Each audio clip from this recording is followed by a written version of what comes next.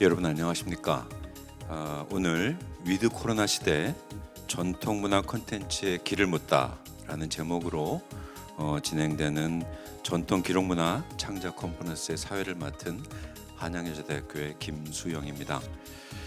코로나19는 우리 모두가 다 주지하다시피 우리 한국 사회를 어마어마한 충격으로 뒤흔들었습니다. 아마 훗날 역사가가 지금의 시대를 기록한다면 코로나 이전 시대 그리고 코로나 이후 시대로 아마 나눌 수 있을 것 같습니다.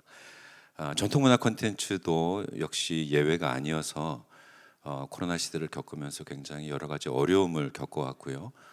한편으로 또 어려움을 겪으면서 또 가능성을 여러 가지 또 열어 놓은 것도 마찬가지 사실이고, 또 이제 위드 코로나의 시대가 열리면서 앞으로 이 변화를 겪으면서 우리 전통문화 콘텐츠가 어디로 가야 될지라는 전체적인 길을 묻는 그러한 내용으로 오늘 말씀을 나눠볼까 합니다. 자, 그러면 먼저 오늘 토론에 참석해 주신 전문가 여러분들을 제가 여러분께 잠시 소개해 드리겠습니다. 자, 먼저 인문 콘텐츠 학회 회장이자 건국대학교 교수로 계시는 유동환 교수님이십니다. 국립고궁박물관에서 전시 기획 및 홍보 업무를 맡고 계시는 임경희 학예관님이십니다. 서울 웹툰 아카데미 이사장이자 만화평론을 하시는 박인하 이사장님이십니다. 한국축제포럼 회장님이시자 고려대학교 교수로 계시는 안남일 교수님이십니다. 그리고 마지막으로 영화 시나리오 작가이자 영화 연출을 하시는 하원준 영화감독님이십니다. 모두 바쁘신 중에도 이렇게 참석해 주셔서 자리를 빛내주셔서 너무 감사 말씀드립니다.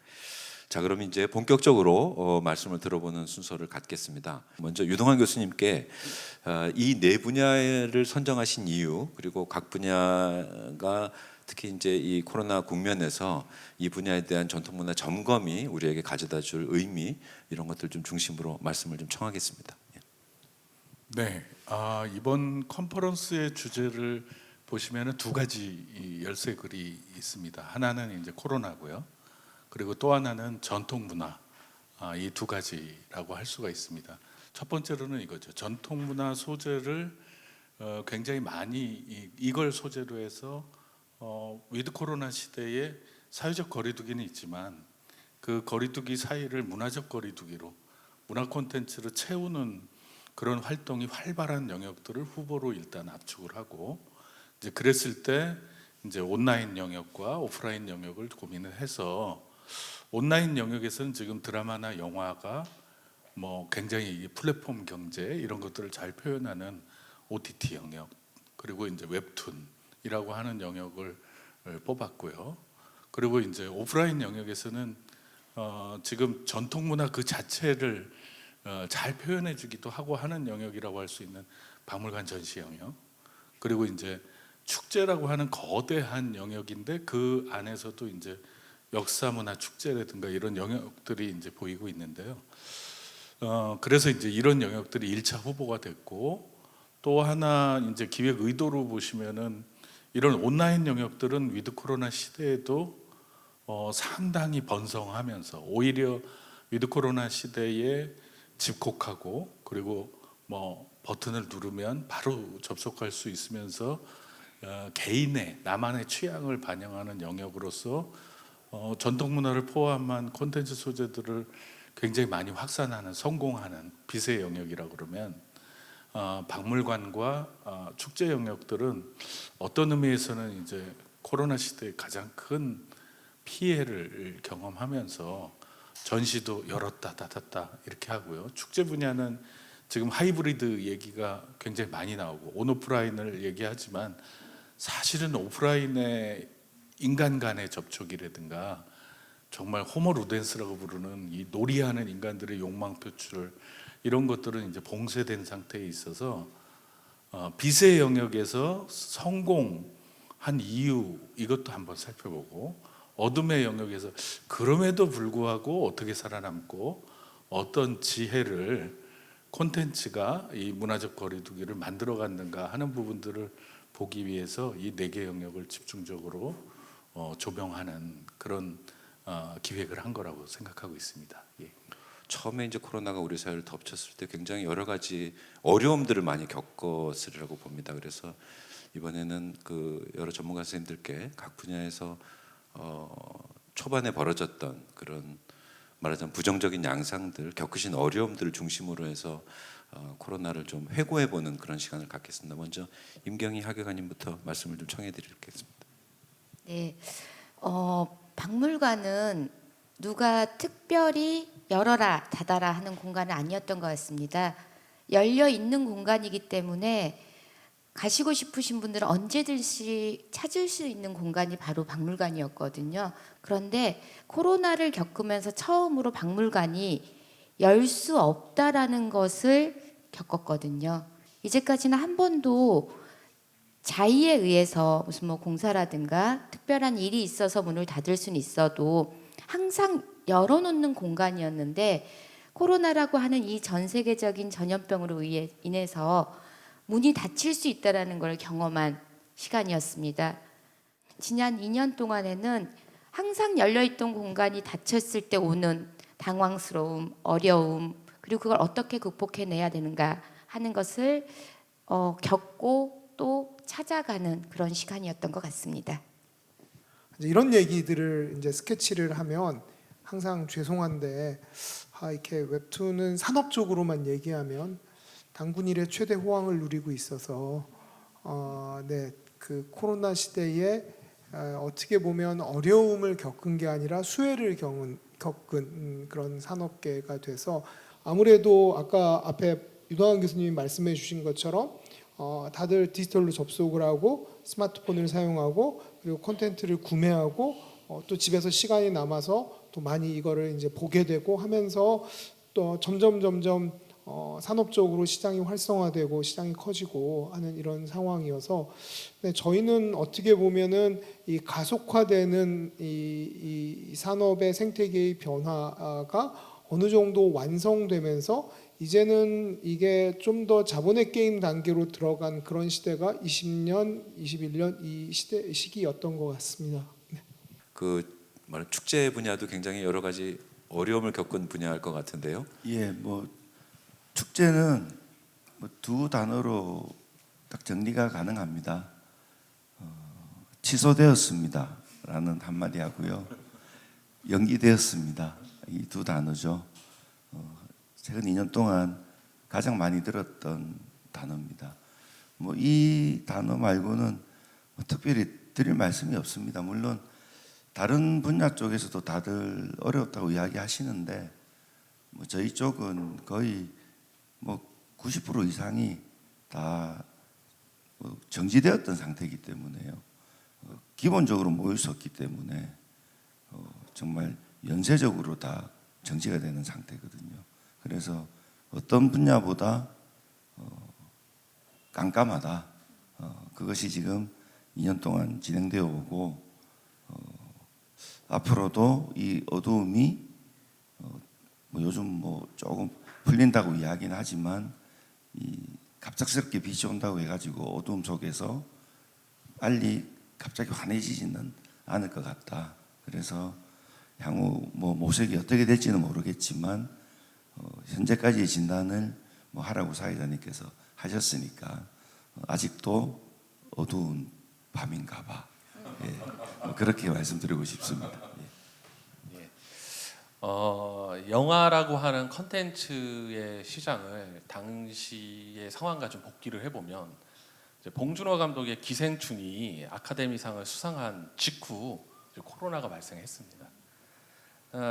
사실 봉준호 감독님의 기생충이 미국 시장에서 더 많은 수익을 얻을 수 있었고 확대 개봉을 할 수 있었던 것도 취소되었고 어쩜 가장 희대의 명작이 좀 산업적으로 또 불우한 환경을 겪은 작품이기도 합니다. 그 이후부터 2년여 동안 영화 시장은 아주 이제 침체되었고 영화 산업 전문가들에 의하면 투자라든가 그 극장 상영의 그 관람 횟수라든가 여러 가지 지표를 볼 때 10년 전으로 돌아갔다고 합니다.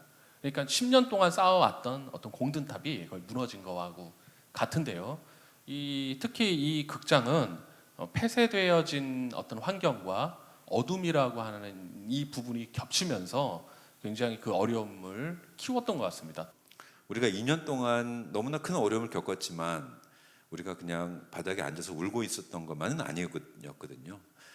나름대로 각 분야에서 그런 어려움을 타개하고 새로운 어떤 가능성을 모색하려고 여러 가지 노력들을 했는데 그런 노력들에 대해서 좀 말씀을 제가 좀 청해 듣는 순서를 가지면 어떨까 합니다. 먼저 임경희 하기사님부터 말씀 좀 청해 들을까요?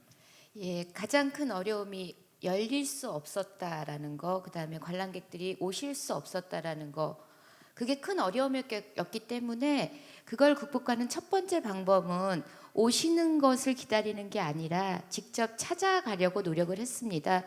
그러면 그 찾아갈 수 있는 방법은 결국 비대면이고 온라인이겠죠.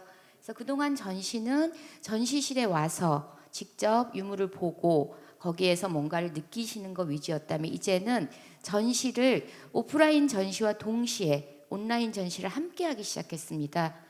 기존에는 온라인 컨텐츠라고 한다면 뭐 전시 해설을 담은 거를 좀 내보낸다던가 이런 수준이었는데 이제는 아예 처음부터 전시를 온라인으로 어떻게 제대로 설명할 것인가, 그렇다면 기본적인 설명도 들어가야 되고 또 하나 와서 느끼지 못하는 것을 화면으로 느낄 수 있게끔 해야 되는 거죠. 그래서 온라인에 대해서 첫 번째로 다가가는 방법을 좀 다양화시켰다는 게 첫 번째 극복 방법이었고, 두 번째로는 오시는 게 너무 귀한 시간인 겁니다. 그리고 너무 귀한 기회인 거죠.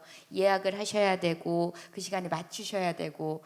그러니까 예전에는 하나나 두 개 정도의 감각만 만족을 하도록 저희가 준비를 했다면 이제는 오시면 더 많이 느낄 수 있게끔 준비를 한 거예요. 그래서 그러니까 유형의 유물 위주였던 박물관에 무형의 것을 같이 넣는다던가, 뭐 가령 모란전 아까 말씀하셨는데 이번 모란전에는 오시는 분들한테 마스크를 끼고 있음에도 불구하고 향기를 전달해드리고 싶었어요. 그래서 박물관 전시에 향기가 나온다거나, 근데 이제 이 마스크가 있으니까 그게 그렇게 막 느끼지는 못하시지만 조금 지나면 향이 나네 그러면서 느끼시고, 그럼 가실 때도 그 향을 가져가실 수 있는 문화상품하고도 좀 연계를 시키고, 즉 감각을 조금 더 다양화시키는 전시를 하려고 있습니다. 그런데 축제 판의 변형을 위해서 굉장히 노력을 많이 하고 있다. 저는 이렇게 말씀드리고 싶고, 그런 노력들을 통해서 여러분 잘 아시는 뭐 온오프라인에 관련된 여러 가지 이제 지금 한 2년을 거쳐오면서, 그래서 뭐 비대면으로 축제를 어떻게 열까를 고민 많이 하고 있고, 그래서 어떤 이 첨단 기술력을 통해서 우리 관객들을 만나게 하는 이런 노력들을 하고 있는데, 역시 이 축제의 본질이라는 게 이 접촉이 있기 때문에, 그래서 이 접촉과 이 어떤 기술력이 만나려고 하는 노력들을 참 많이 하고는 있지만, 역시 그 이 본질로 돌아가는 이 노력들을 부단히 하고는 있으나 그게 아직 현실과는 좀 괴리가 있다. 그 안남일 그 회장님 말씀을 좀 이어서 말씀을 드리면, 이 와중에도 2년 연속 계속 개최된 축제가 있습니다. 이게 춘천 마임 축제.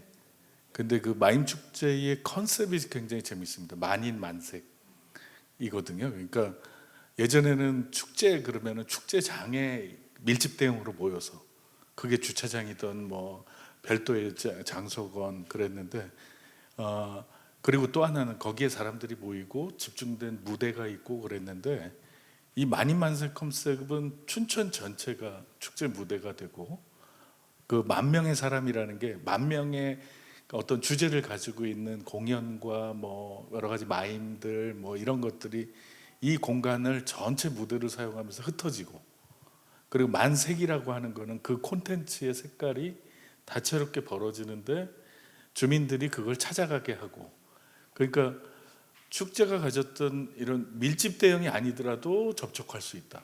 그리고 이 접촉의 과정들을 또 보조적으로 온라인이 그거를 공유하고 하는 과정들, 그래서 참 적응하고 있다. 오프라인에서도 우리가 기존의 방식의 경험들을 살려내는 아이디어들을 만들어내고, 그리고 이제 무엇보다 고무적인 건 그래도 축제는 오프라인에서 해야 된다. 대신 디지털의 도움을 받자.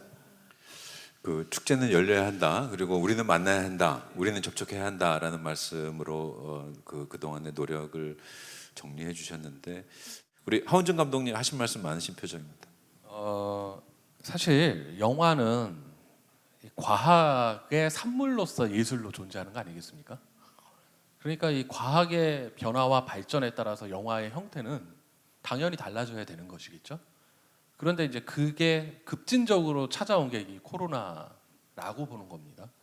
그래서 그 극장 시스템으로서의 영화가 홈 시스템으로 들어오는 것에 결정적인 계기가 이 코로나가 된 것이고, 또 우리나라 사람들의 좋은 특징 중에 하나가 집이 작아도 TV는 무조건 커야 돼요. 그래서 이 집에서 TV를 통해 영화를 보는 시스템이 굉장히 잘 돼 있는 형태입니다. 그래서 굳이 나가지 않아서 영화를 볼 수 있는 환경이 조성되고 있죠. 그런데 저는 그런 쪽에서 봤을 때 시대의 전환이 코로나로 인해 확실하게 이루어졌기 때문에 이후에 어떤 대비책, 어떤 식으로 이 시장이 다변화되고 있느냐는 지금 주목해야 되는 시기가 되었다라고 말씀드릴 수 있을 것 같습니다. 네. 지금 박이나 이사장님하고 하원진 감독님이 말씀하신 거하고 좀 연결해서 말씀을 드리자면, 두 분 다 각각 이제 굉장히 안정적인 위치에 있는 뭐 대형 영화사라든가 스타 뭐 이런 분들이라든가 아니면 꼭 그렇진 분들- 않을 수 있습니다. 그런 분들에 비해서 독립 영화라든가 지금 인프라 자체가 힘든 분들은 역시 이 코로나가 더 어려웠던 거잖아요. 박물관도 마찬가지입니다. 제가 아까 어려움을 이겨내기 위해서 뭐 온라인 콘텐츠도 하고 다양한 방법도 제공했다라고 하는데, 실은 전체 박물관의 극히 일부만 그걸 해낼 수가 있었던 거거든요. 그러니까 뭐 공립처럼 재정적인 위험이 없고 인력이 계속 유지가 되는 곳은 그걸 해내 왔습니다. 여기까지 왔겠죠. 그런데 그거보다도 훨씬 많은 숫자의 사립박물관이라든가 그다음에 지방 중소도시에 있는, 그러니까 좀 열악한 상황에 있는 곳들은 더 어려웠을 겁니다. 박물관도 같은 그런 걸 겪었다는 걸 좀 말씀을 드리고 아니 싶어가지고요. 그런데 박물관은 그래도 기본 건물도 있고 안에 유물도 있고 뭐 수도 시설, 전기 시설 다 있잖아요. 근데 그런 근데 거를 저희는 무대도 새로 만들어야 되고 전기도 끌어와야 되고 안에 콘텐츠도 다 외부에서 다 가져와야 되거든요. 예, 말씀 감사합니다. 그 코로나로 인해서 우리가 겪었던 어려움, 그리고 그걸 우리가 극복하기 위해서 그동안 감행해 왔던 시도 말씀을 하면서 이제 자연스럽게 코로나에 얽힌 여러 가지 주제들이 나왔던 것 같고요. 그 중에서 이제 이런 그 변화라는 건 우리가 어차피 예측하기 어려운 거고, 그러면 그거에 올바르게 대처하기 위해서는 우리 안에 그런 다양한 변화들에 대처할 수 있는 기본적인 역량들을 갖춰야 되고, 만약에 그게 갖춰지기 어려운 주체들이 있다면 거기에 이제 공적인 어떤 그런 도움이 필요하다라는 말씀으로 조금 정리를 해볼 수 있는 것 같고요. 그럼 이제 우리가 코로나 시대를 회고하는 마지막 주제입니다. 그 부정적인 여러 가지 양상들, 그리고 그동안의 노력들을 이렇게 말씀해 주셨는데, 이거를 통해서 아마 그 여러 가지의 새로운 가능성들을 아마 이제 엿보신 분들도 많이 있으실 것 같아요. 이번에는 이제 코로나 시대를 회고하면서 우리가 이제 새롭게 발견하는 어떤 긍정적인 가능성을 중심으로 제가 좀 말씀을 청해 듣겠습니다. 먼저 유동현 교수님께서 좀 말씀을 이렇게 열어주시면 어떨까 싶습니다. 그 이제 비포하고 애프터 코로나 이런 논의를 하지만 실제로는 이제 이전에 다 있던 현상들이죠. 근데 코로나로 촉발되면서 우리가 이제 언어에서 더라는 단어를 쓴 거죠. 더 뭐가 됐다, 더 강화됐다, 이런 개념으로 볼 수가 있죠. 뭐 점심 드셨으니까, 예, 그 불판이 바뀐 거죠. 그 전에 불고기 먹던 노란 판에서 지금 뭐 스테이크든 아니면은 뭐 갈비든 갈비판으로 바뀌는데, 이 구워 먹는다라고 하는 행위는 아주 똑같아지고, 근데 이제 이 과정에서 굉장히 선호도나 이런 것들이 이제 굉장히 달라지는데 이제 그거를 쉽게 알게 됐다는 거죠. 그러니까 이 4차 산업 논의부터 시작해서 쭉 보면 이 지능화라든가 이런 기술적 변화들이 이 까다로운 소비자들이 아주 미세하게 움직이는 걸 빨리 읽어내고, 그리고 그들의 입맛에 딱 맞추려고 하는, 그러니까 뭐 아까도 말씀하신 것처럼 집콕하고, 그다음에 진짜 청주에서 좋아하는 직지하고, 그러니까 손가락 하나면은 뭐든지 내가 우주와 만나기도 하고, 그러니까 집콕과 손가락을 움직이는 인간들이 뭘 좋아하는지를 또 잘 이해해서 AI든 뭐 빅데이터건 총동원해서, 그리고 거기에 큐레이션을 거는 거죠. 일종의 추천하고.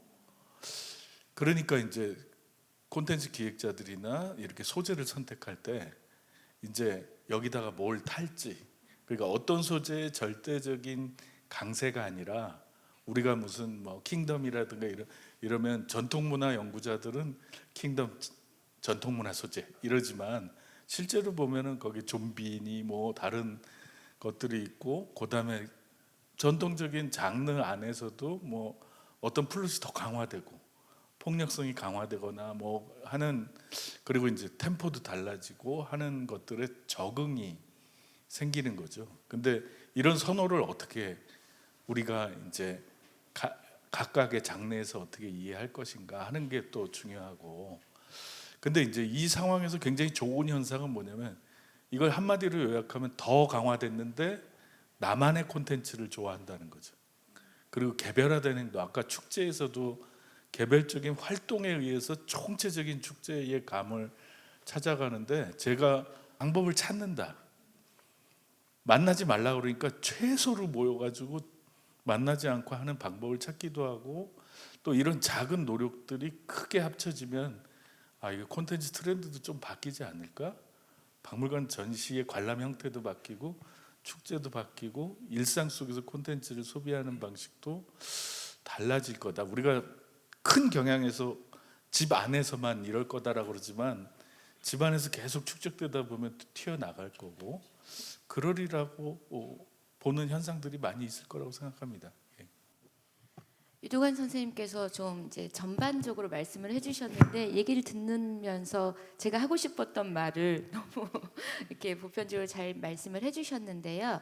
실은 이번 이 코로나를 겪어내면서 박물관이라고 하는 곳은 우리 조상들이 남긴 전통의 문화유산을 전시하는 곳이기 때문에 아무래도 일단 케이스 안에 들어가 있어야 되고, 뭔가 좀 진중해야 되고 고급스러워야 되고, 그리고 뭐를 하나를 해도 그거 격떨어져서 되겠어, 이런 생각들이 좀 있어 왔던 게 사실입니다.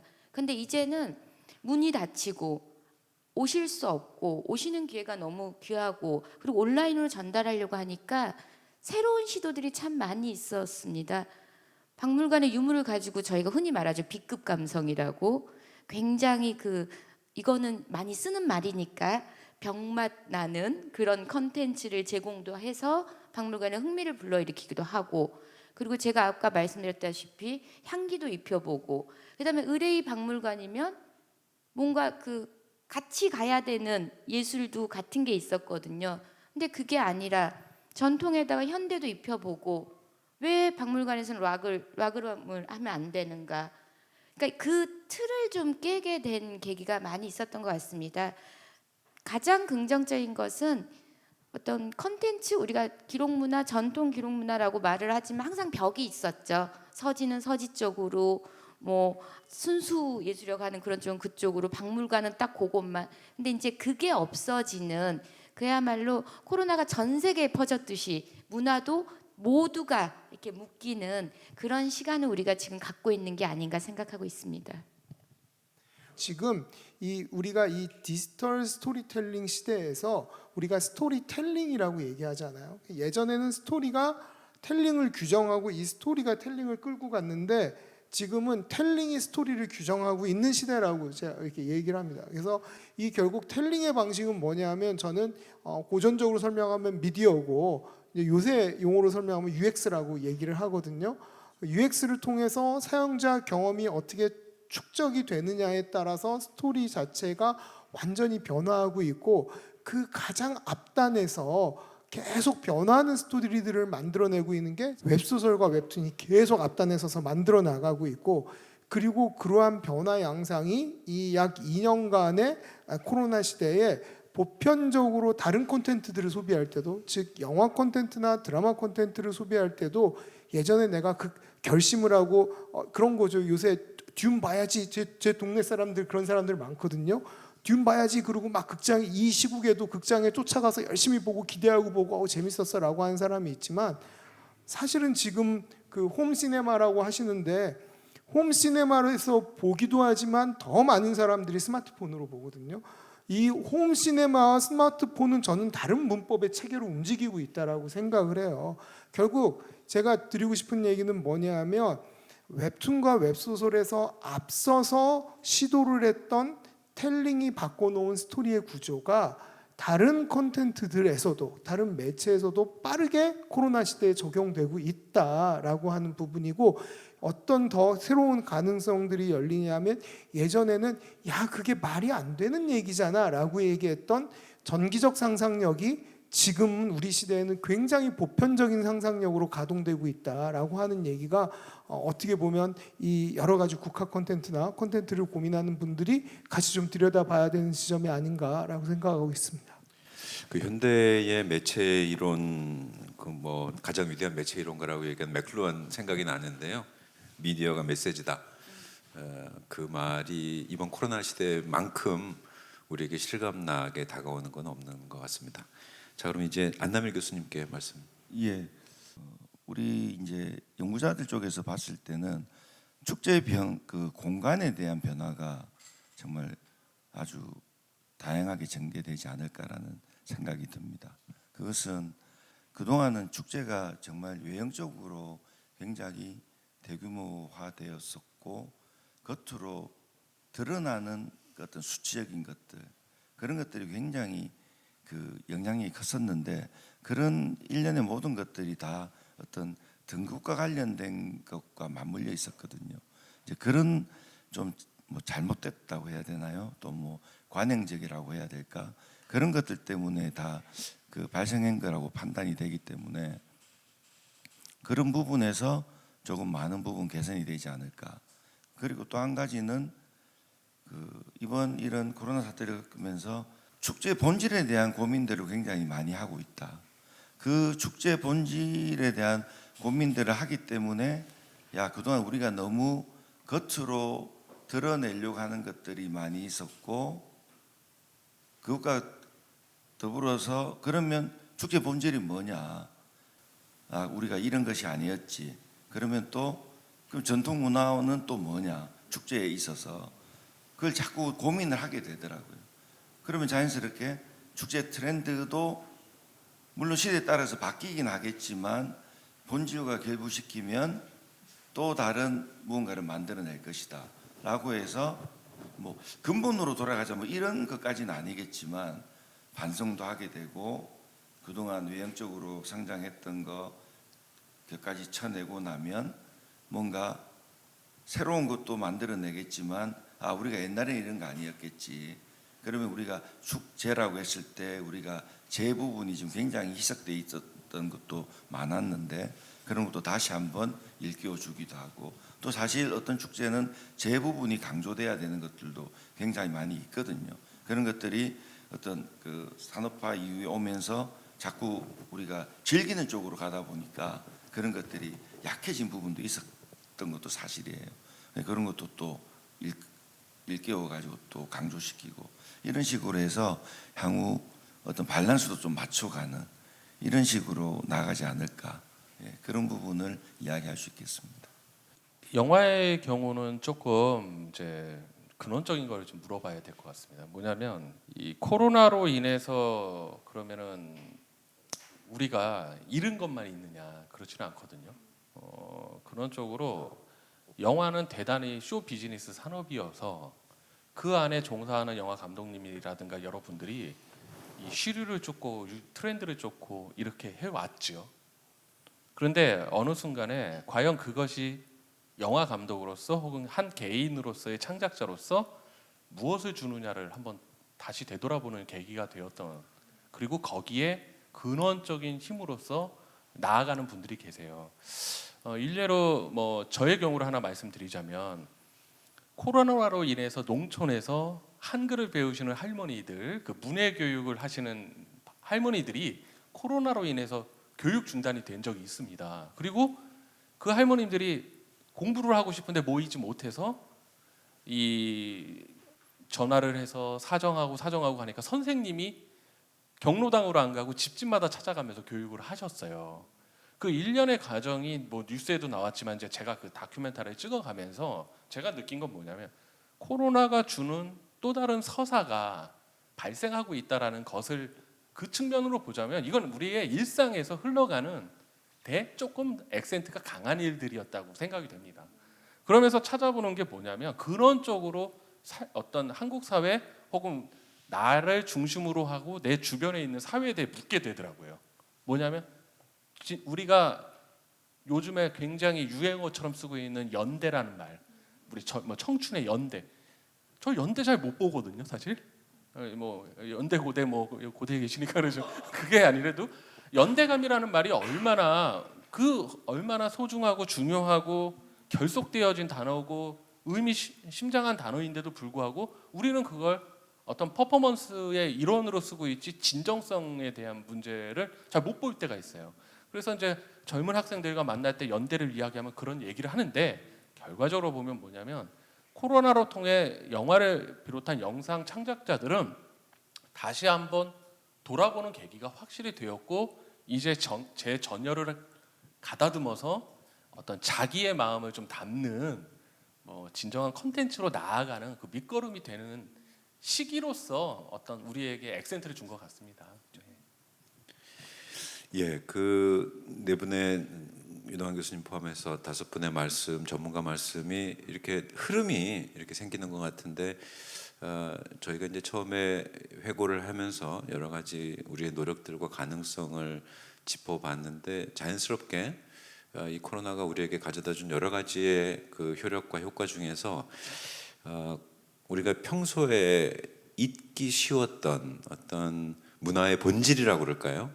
어떤 콘텐츠의 본질이라고 그럴까? 문화적 행위의 어떤 원초적인 지향은 과연 어디로 가야 되는가? 아까 스토리의 본질, 축제의 본질, 만남의 본질, 연대의 본질, 그 말씀을 다 해주셔서 그런 질문으로 우리를 이렇게 이끄는 그런 긍정적인 역할에 대해서 생각해보고 많이 배울 수 있는 기회였던 것 같습니다. 저희가 오늘 참석하신 분들에게 자그마한 부탁을 하나 드렸는데요.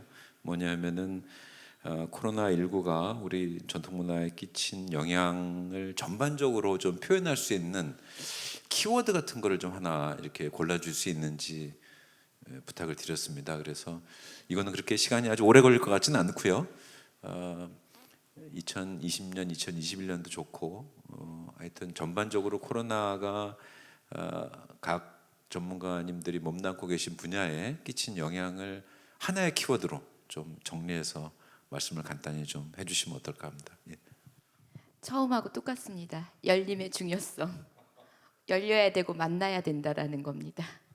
판타지라고 얘기할 수 있을 것 같은데요. 스토리텔링 측면에서 봤을 때 지난 한 몇 년 동안 그 웹툰에서는 그 판타지를 기반으로 한 작품들이 굉장히 많이 폭발적으로 성장을 했습니다. 그리고 그런 부분들이 이제 저 전통문화적 소재에서도 전통문화에서도 좀 연결점들을 만들어낼 수 있지 않을까라고 생각해서요. 저는 위협이죠. 위협입니다. 좀 어려운 질문이신 것 같은데, 저는 그 안에서 다양성이라고 좀 보고 있습니다.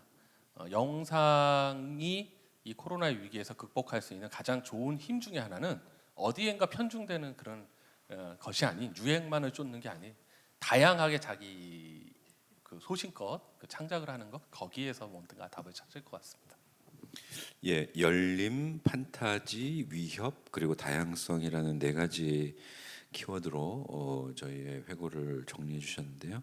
자, 그럼 이제 말씀을 조금 정리하면서 유동현 교수님께서 이 네 가지 키워드를 들으시면서 전통문화 콘텐츠의 그동안 코로나를 겪으면서 변모하고 경험했던 전반에 대한 좀 정리 말씀을 좀 부탁드립니다.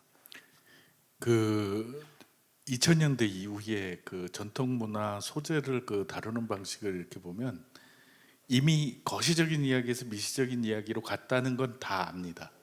근데 이제 그 다음에 이 코로나까지 이렇게 쭉 오면서 제가 아까 더라는 단어를 썼는데, 그러니까 이런 거죠. 더 작은 이야기, 더 사람다운 이야기, 또는 더 미시적인 어떤 변화, 이런 것들을 이야기 소재로, 그리고 그걸 잘 버무리죠. 잘 버무리는 그런 전략들이 이렇게 나타나고, 이제 그렇다면 우리가 이제 생각해 보면 예전에 이제 왕들의 이야기보다는 직업군에 대한 이야기가 많아졌는데, 뭐 최근에 홍천기 같은 경우도 화사의 이야기, 화가 이야기인데 그 화가들 중에서도 특히 어진화사, 왕의 초상을 그리는 화가.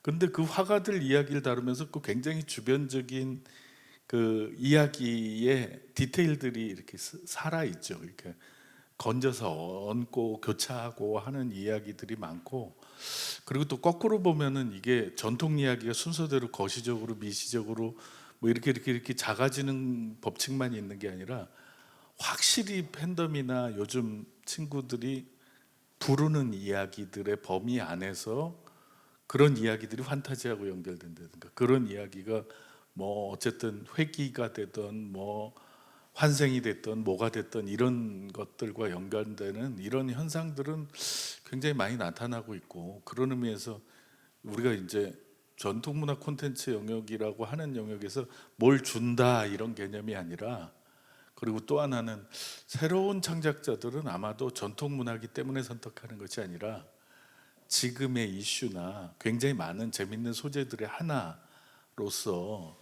이 선택하고 들어가기 때문에 이런 것들을 이제 계속 발견하고 자극하는 쪽으로 그 전략은 바꿔나가야 되지 않을까. 작은 걸 발견하게 하고 발견의 과정 속에 이렇게 기회를 주고 던지게 해야지, 뭔가를 다 모아서 준다든가 뭔 큰 거를 다 설명해 준다든가 이런 방향은 좀 아닌 상황이 되고, 그리고 코로나 상황은 그걸 좀 더 내밀하게 창작자들이 굉장히 혼자서 많이 고민할 시간도 놓여져 있고 더 집중하는 그런 경향도 보이고 있다. 그리고 더 많이 비틀고 더 많이 변형하는 그런 그 시도도 나타나고 있지 않나, 그런 생각이 듭니다. 예.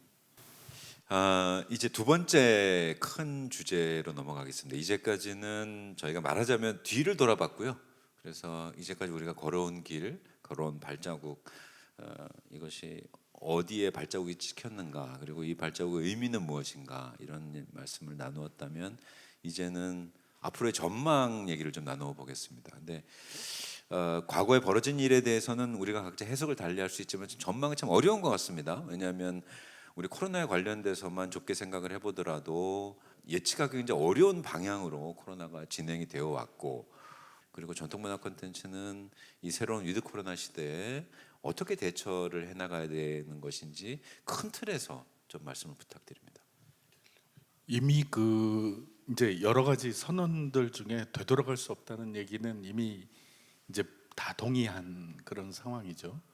학교 같은 데서 제가 이제 고무적으로 느낀 것 중에 하나는 뭐냐면, 정년 퇴임을 앞둔 그 노 교수님께서 1년도 안 남으셨는데 작년에 코로나 대비 그 온라인 수업에 대한 교육을 받으셨어요.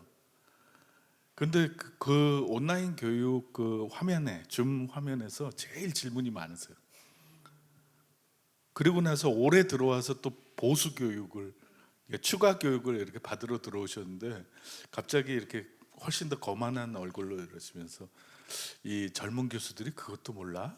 하는 버전으로, 그러니까 나이 드신 분들이 조차도, 그러니까 이제 거꾸로 말하면 디지털 네이티브들만 이 온라인 상황에 익숙해질 거다라고 하는, 그것도 이제 상식은 아닌 거죠. 문화 콘텐츠 현장 자체도 이제는 디지털에 대한 장벽은 많이 떨어졌다. 근데 이런 거죠. 이전까지 그러니까 제가 계속 저는 이제 박물관이나 축제 쪽에 학생들을 가르치고 있으니까 코로나 상황 중에 진짜 잘못된 것 중에 하나는 뭐냐면 오프라인에서 몽땅 짐 싸가지고 온라인으로 올라간 거예요.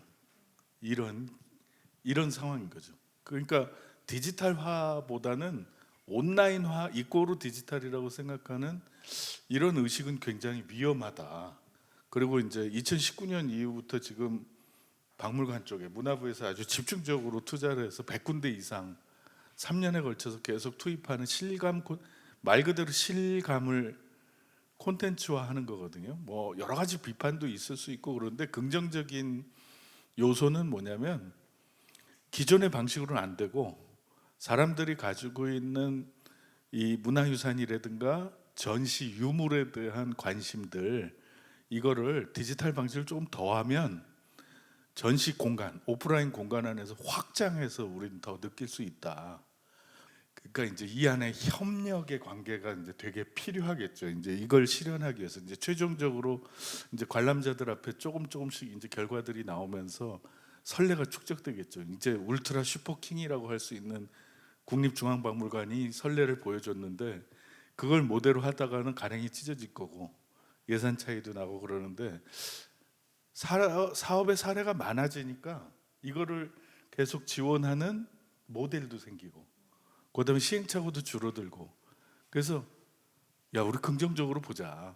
이게 2, 3년 지나면 박물관을 공부하는 제 이제 전시학을 공부하는 친구들한테 야 디지털 플러스 아날로그 온라인 플러스 오프라인을 이제 필수로 해서 또 그걸 협력할 수 있는 체계가 이제 아주 이제는 플러스라는 거죠. 이제 일상이라는 거죠. 그런 작업의 모델들이나 이런 것들을 가져가면서 긍정적으로 나갈 것이다 하는 걸 생각해 볼 수 있을 것 같습니다.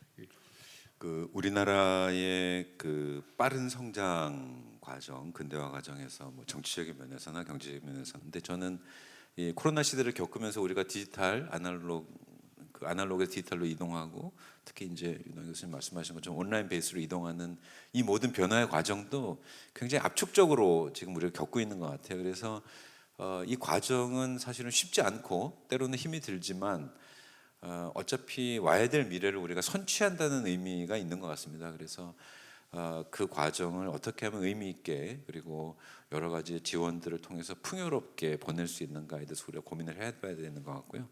이제는 각 분야별로 위드 코로나 시대의 전망, 전통문화 콘텐츠의 생산과 소비와 관련돼서 전망을 좀 말씀을 듣겠습니다. 우리 임경희 선생님 먼저. 네.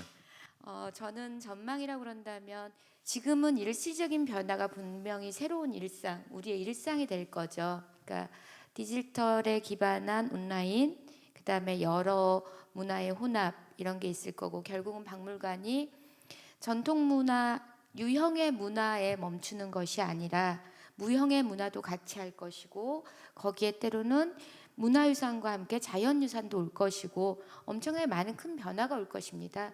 근데 변화를 저는 섣부르게 말씀드리기는 그렇고 어떤 변화가 되어야 되는지에 대해서는 좀 말씀을 드리고 싶어요.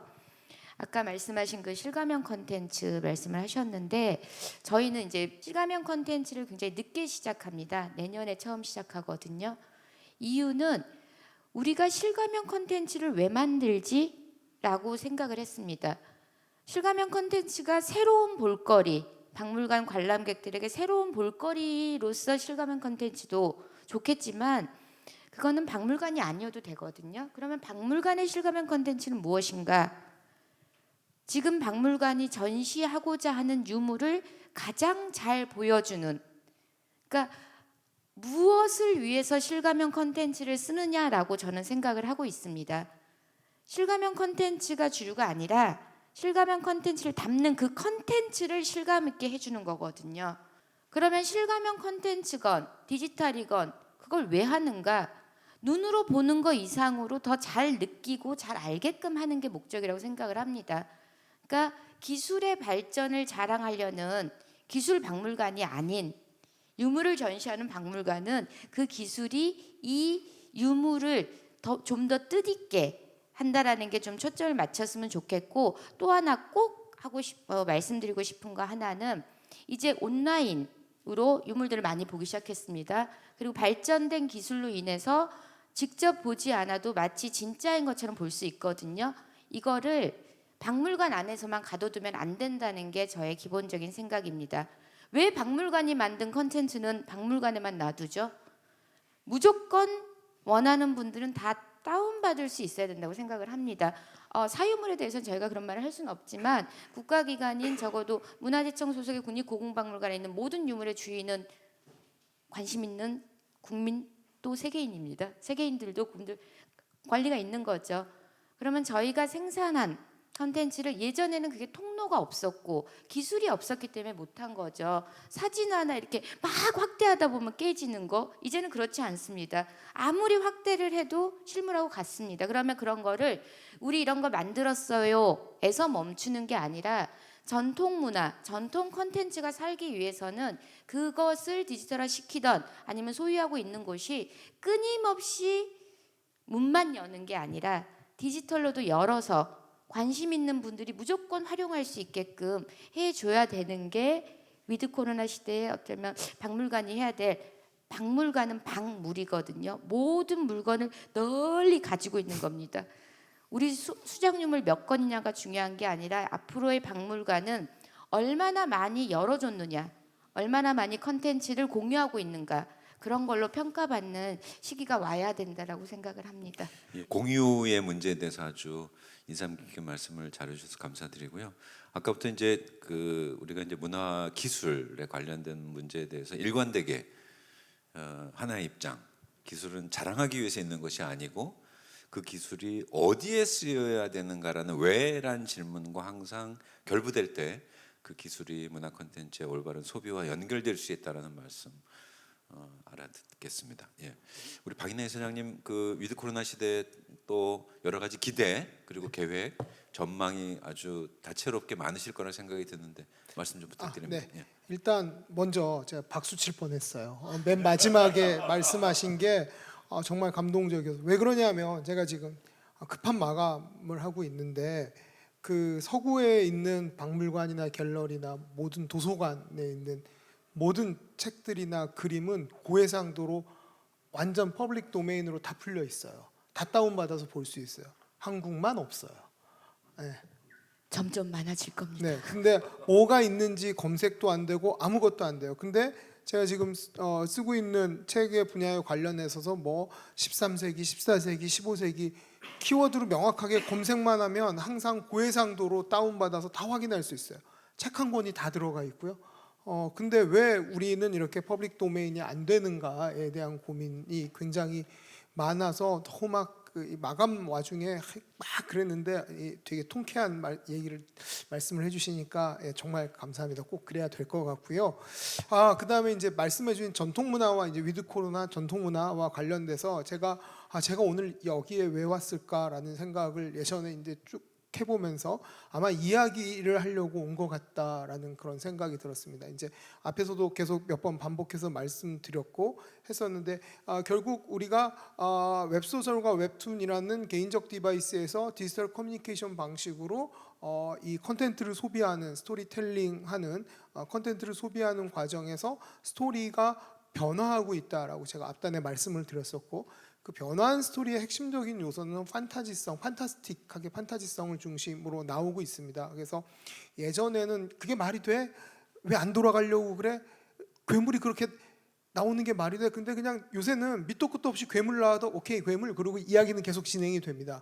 이 부분이 한국의 어떻게 보면 한국의 대중문화 콘텐츠에서는 이 부분이 되게 취약했었어요. 전통적으로. 한국은 지금 여기에서 벌어지는 일이 굉장히 강했습니다. 만화의 역사를 보면 한국에서 크게 히트했었던 만화 중에서 대표적인 작품인 1982년도에 이현세 선생님의 공포의 외유무단을 보면 약간 뻥이 있는 것처럼 보이기는 하죠. 그런데 우리가 지금 얘기하는 전기적 상상력은 가지고 있지 않습니다. 지금 여기에서 벌어지는 얘기예요. 그리고 그 지금 여기가 뭐냐면 1982년도에 프로야구 구단이 생겼네. 산미 슈퍼스타즈가 꼴등하네에서부터 시작한 상상력이거든요. 항상 그런 콘텐츠가 한국 대중문화에서 주류를 차지하고 있었습니다. 근데 서브컬처의 왕국이라고 불리는 일본 같은 경우에는 굉장히 수많은 정기적 상상력으로 만들어낸 작품들이 많이 있습니다. 그냥 요괴도 맨날 나오고요. 옆에 보면 요괴가 있고 그 예를 들어 우리 잘 아는 도라에몽 같은 작품은 도라에몽이 나와서 막 뱃속에서 뭐 꺼내고 그러는데 미래에서 온 로봇인데 우리가 기술력은 무엇인지 얘는 왜 여기에 왔는지 어떤 기능으로 작동하는지 이런 거 물어보지 않거든요. 그냥 책상 서랍에서 도라에몽이 왔는데 미래에 네가 불행해져서 미래에 네의 자손들이 보냈어. 너를 내가 도와줄게. 끝나는 거예요. 그걸로. 1화에서 도라에몽이 온 이유는 그냥 그걸로 끝나고 도라에몽하고 같이 다채로운 상상력을 보여주는 이야기로 넘어갑니다. 근데 한국의 명랑 만화를 생각해 보시면 도라에몽이나 귀신 도깨비 큐타로 같은 일본에 있는 도깨비, 도라에몽 이런 아이들이 옆에 존재하지 않았어요. 그냥 얘네들이 말썽을 부리는 게 한국의 명랑 만화였어요. 항상 지금 여기에 초점을 맞추고 있었는데 이런 부분이 저는 한국이 가지고 있는 정기적 상상력의 부재라고 생각을 합니다. 그래서 그 이유는 뭘까 이런 고민들을 쭉 해봤었는데 그냥 대략 몇 가지 이유가 있는 것 같아요. 그런데 이제 시대가 변하면서 이런 정기적 상상력이 디지털 디바이스를 통해서 웹툰이나 웹소설이나 혹은 OTT 콘텐츠나 킹덤 같은 여러 이렇게 다채롭게 대중들에게 다가가고 대중들은 이런 정기적 콘텐츠를 흥미롭게 바라볼 수 있게 되었다라고 생각해요. 그래서 이런 부분에 있어서 이 국학이라는 전통 문화라는 콘텐츠와 대중문화라는 콘텐츠가 이제 만나는 지점들이 굉장히 근접해 있고 그런 소재들을 적극적으로 활용할 수 있다. 그러니 이런 부분에 이제 포커스를 맞춰서 고민들이 진행돼야 된다라는 얘기를 오늘에 꼭 하고 싶었던 이야기였습니다. 저희 축제 쪽은 뭐 기본적으로 온오프의 융복합이 계속 지속될 것 같습니다. 다만 좀 우려하는 바는 또 이게 전반적인 현상으로 비슷한 형태의 그 온오프라인의 형태로 계속 지속되지 않을까라는 좀 걱정이 되고요. 이 기술 인력이라는 게 한번 맛보기 시작하면 상당히 그 떨쳐버리기가 어려운 게 사실이고 그런 맥락에서 또 유사한 형태로 계속 이 기술력이 그 특정 부분 계속 그 도입이 되기 시작하면 또 변별력이 없게 되는 것도 사실 그렇게 되거든요. 근데 문제는 한정된 예산 속에서 기술력이라는 게 지금 도입되고 있는데 과연 그렇게 되면 이 기술력이 얼마만큼 지금 현재 축제 안에 효과를 발휘하게 될 것인가. 그렇게 되면 지금 안 그래도 지금 제가 계속 앞에서 어렵다라고 제가 말씀드렸는데 제가 아까 그 말씀드렸지만 우리 피디님한테 여기 그 후원 계좌 붙여가지고요 막 그것도 하고 싶고 막 그래요. 그래서 당분간 이 그 현상은 좀 지속될 것이라고 보고 그래서 저는 그 이것은 뭐 지금 추세이기 때문에 또 제가 지금 전망을 말씀드려야 되는 이 시간이기 때문에 그 이것은 어쩔 수가 없다. 그렇다면 오히려 저는 기술력보다는 오프라인에 대한 우리가 고민을 조금 더 해야 되지 않을까. 그래서 하지만 그럼에도 불구하고 발은 오프라인에 디디고 있지만 밀려오는 이 기술력을 어찌할 수 없다면 기술력보다는 디디고 있는 이 발을 조금 더 관심을 더 둬야 되지 않을까라는 말씀을 드리고 싶습니다. 우리가 그 전통 문화를 가지고 컨텐츠를 만들 때 영화적 특징은 항상 반역과 반골과 레볼루션적 기질을 가지고 소재를 선택하게 되어 있죠. 그러니까 양반보다 노비가 훨씬 재밌어요. 근데 축제는 노비 축제는 없죠. 양반 축 뭐 선비 축제는 있을 가능성이 있습니다만 결과적으로 영화는 매우 반골적 기질을 가지고 있으면서 전통 소재를 비틀어서 사용하게 되어 있어요.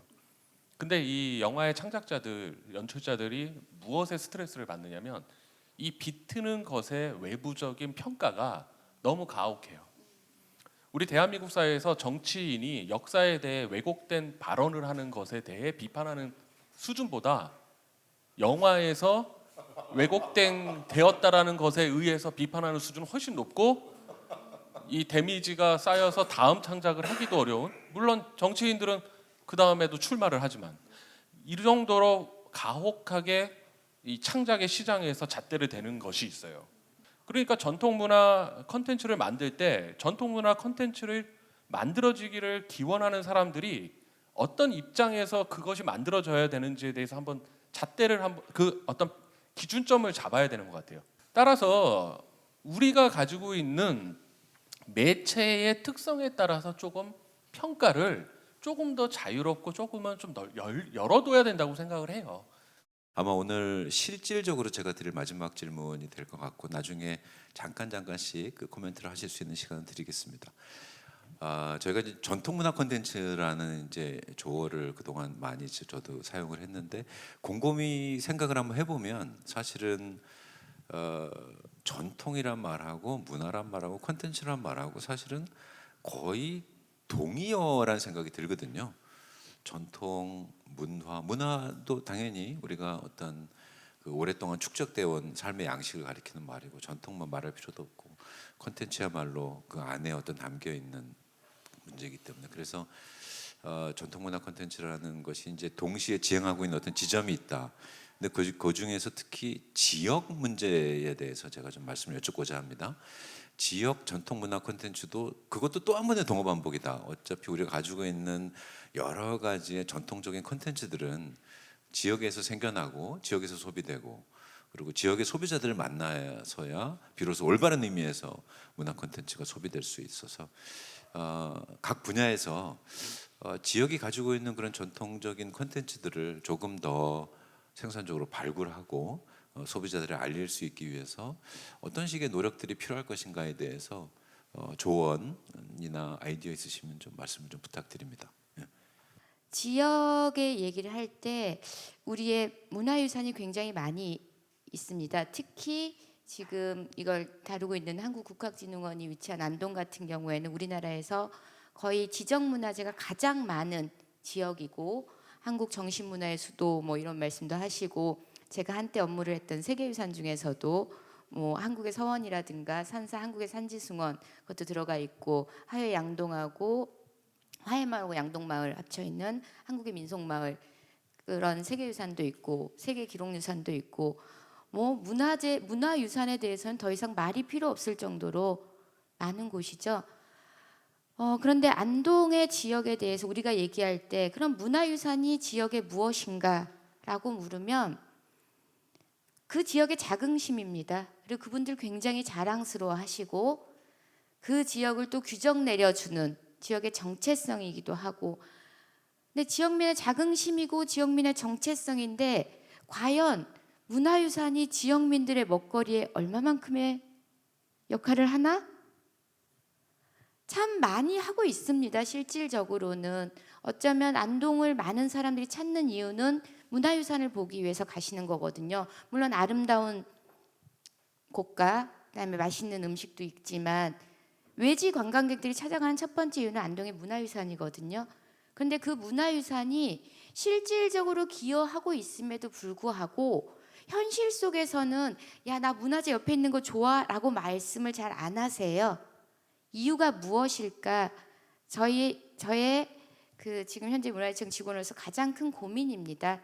그러면 이유는 왜 이것이 중요한지 쉽게 공유해 본 기억은 별로 없습니다. 중요하다라고 선언을 하지 어떤 의미가 있는지 거기 바로 옆에 사시는 분이 안다라는 말이 아니라 가치를 좀 공유하고 마음속에서 이렇게 감정적으로 그러니까 IQ가 좋은 사람이 아니라 EQ가 좋은 사람이 더 멋진 사람이듯이 문화유산도 IQ적으로 다가가지 않고 EQ적으로 다가가는 게 좀 필요하다고 생각을 하고 또 하나 무슨 문화든지 간에 전통이건 현대건 무엇이 됐던 간에 내 삶을 좀 윤택하게 정신적인 윤택함 말고 진짜 실질적으로 물리적인 윤택감을 줬을 때 더 사랑을 받을 수 있다라고 생각을 합니다.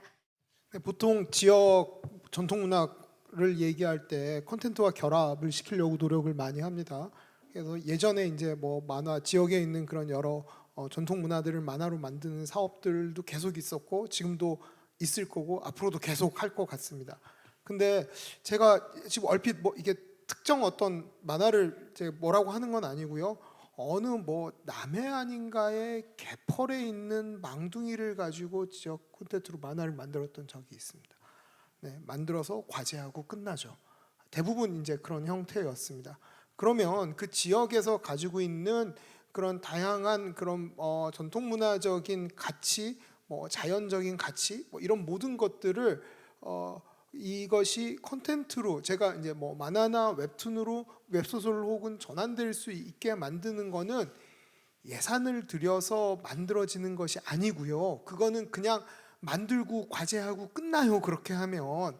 그렇다면 뭐냐 하면 어떤 콘텐츠로 이것을 성공적으로 하기 위해서 뭔가 이렇게 프로젝트로서 그 콘텐츠를 단발로 만드는 걸로 끝나는 게 아니라 베이스가 될 수 있는 다양한 것들을 계속 공개하고 올려놓고 활용하고 접근해서 들어올 수 있게 해줘야 되는 것, 그것이 포인트가 돼야 된다고 생각을 합니다. 그 축제 관점에서 지역 그 전통 문화는 조금 측면을 좀 달리 해야 된다고 봅니다. 이게 그 재현을 해야 되는지 아니면 그 지금 시점에서 뭔가를 보여줘야 될 것인가라는 부분인데, 특히 위드 코로나 시대 때는 우리가 축제라는 게 자칫 일회성으로 지금 계속 돌아가고 있었던 것을 일상성으로 돌려야 되는 이제 시점이거든요. 아까 대규모에서 소규모로 바뀌듯이 그렇게 본다면, 예를 들어 안동 탈춤이 있다고 그러면 이것이 이제 일상성으로 돌아오는 의미로 전환을 시켰을 때에 이게 지역 전통 문화로서의 가치를 발휘하게 되는 거죠. 이전에는 안동 탈춤을 축제에서만 한두 번 볼 수 있었다는 것이 이제 그러면은 일상 속으로 어떻게 들어올 것인가 라는 측면으로 바꿔버리면 전통 문화라는 관점에서의 안동 탈춤을 축제의 연속선상에서 바라볼 수가 있게 된다는 거죠. 그런 측면에서 전통 문화를 축제와 연결시킬 수 있는 연결고리가 가능하다. 저는 이렇게 이야기하고 싶습니다. 픽사의 그 존 레스터 감독이 애니메이션 토이스토리라든가 이런 걸 만들고 이제 휴식에 접어들면 차를 몰고 미국의 오지를 다닙니다. 그리고 나서 그 오지 속에서 일본 국도를 발견하고 거기서 마을 하나를 발견했는데, 그 쇠퇴해 가는 그 마을에서 이야기를 만들고자 향토사학자와 함께 6개월 동안 돌아다니면서 만든 얘기가 애니메이션 카예요. 이건 뭘 뜻하는 거냐면은 결국 우리에게 갯마을 차차차가 지금 포항에서 촬영을 해서 그 지역이 굉장히 인기를 얻었지만, 갯마을 차차차는 포항하고 전혀 관련은 없는 그냥 로케이션 지역으로서 선택되었던 거고, 몇 개월 뒤에 사람들이 뭐 좀 식상해지면 사람들이 없어질 거라는 거죠. 그건 지역의 어떤 전통성, 지역의 어떤 로컬 문화를 우리가 영상이라든가 어떤 매체로 활용하는 것에 대해 좀 잘못된 전략을 선택하고 있는 거라고 봅니다.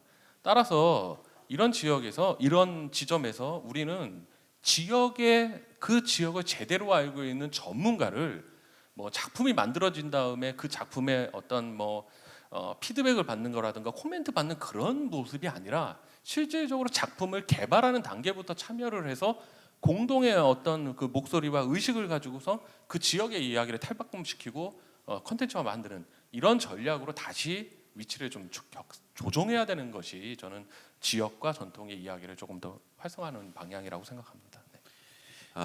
이제 그 논의를 마무리하면서 유동환 교수님께 저희가 위드 코로나 시대의 전통문화 콘텐츠가 어디로 가야 되는지에 대해서 각 분야별로 전망하시는 말씀들을 들어봤고요. 이것들을 좀 정리해서 마무리해 주시는 말씀을 제가 청하겠습니다.